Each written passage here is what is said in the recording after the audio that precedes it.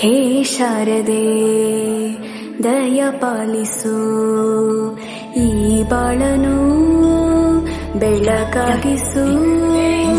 ಹೇ ಶಾರದೆ ದಯ ಪಾಲಿಸು ಈ ಬಾಳನು ಬೆಳಕಾಗಿಸು. ನಾಳೆಗಳ ದಾರಿಯಲ್ಲಿ ನಂಬಿಕೆಯ ನೆಲೆಯಾಗಿರಿಸು, ಮುನ್ನಡೆಸು. ಕೈ ಹಿಡಿದು ನಾವಾಡೋ ಪದ ಪದದಲ್ಲೂ ಸಂಚರಿಸು. ಹೂವಲ್ಲಿ ಜೇನು ಗುರಿ ಕಟ್ಟದೇನು, ನೀರಲ್ಲಿ ಮೀನು ಅಡಿ ಮುಟ್ಟದೇನು, ಆ ದೈವದ ನೇನೆ ಎಲ್ಲಾನು.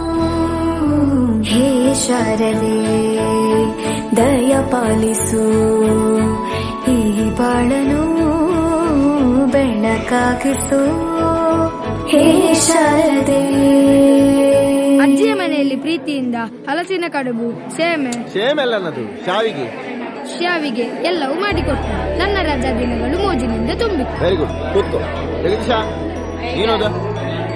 ಅವನಿಗೆ ಬಾಯಿ ಬರುದಿಲ್ಲ ಸರ್, ಮಾತು ಬರೋದ್ರೆ ಅಂತ ಆಯ್ತಾ? ದಿನಕ್ಕಿಂತ ಅಂತ ಬರಲಿಕ್ಕೆ ಬರ್ತದ ಅವನಿಗೆ?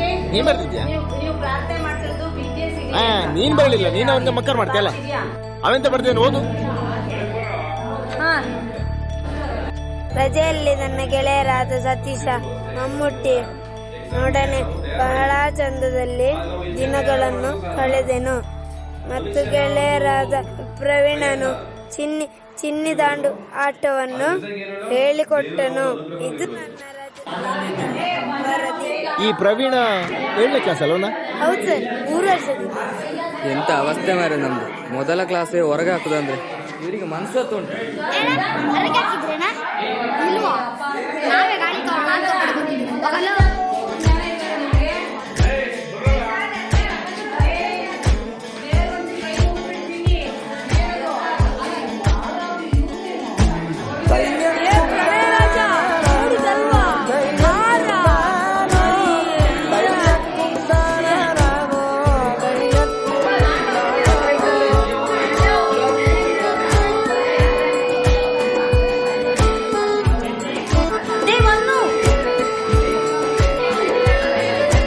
ನಾಟ್ಯ ಅನ್ನೋದು ನಾದಾಂತರಂಗ ತಾನೆ, ನಾದ ಅನ್ನೋದು ಭಾವಾಂತರಂಗನೇ, ಶಿಲೆಯಿಂದ ತಾನೇ ಕಲೆಗೆ ಮತಿ, ಕಲೆಯಿಂದ ಶಿಲೆಗೆ ಗುಂಸಾರತಿ. ಪ್ರತಿಯೊಂದರಲ್ಲೂ ಪವನಾಣತಿ, ಒಲವಿಂದ ತಾನೇ ಸುಖ ಸಮ್ಮತಿ. ಈ ಲೋಕವಿರಂಗ ಭೂಮಿ ತಂತಾನೆ ನಡೆಯುತ್ತೆ ಸ್ವಾಮಿ, ಪಾಲಿಗೆ ಬಂದಂತ ಪಾತ್ರನ ಎಲ್ಲರೂ ಜೀವಂತಿಸಿ. ಹೇ ಶಾರದೆ ದಯ ಪಾಲಿಸು ಈ ಬಾಳನು ಬೆಳಕಾಗಿಸು. ಹೇ ಶಾರದೆ.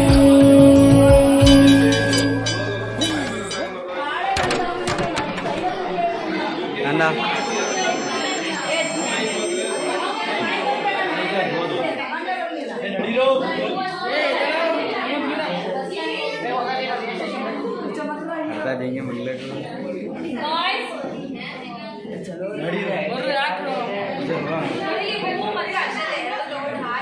ಮಿಸ್ ಆಗಾಗ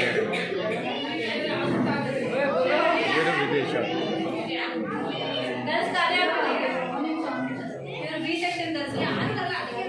ಇದನ್ನ ಕಾರಣ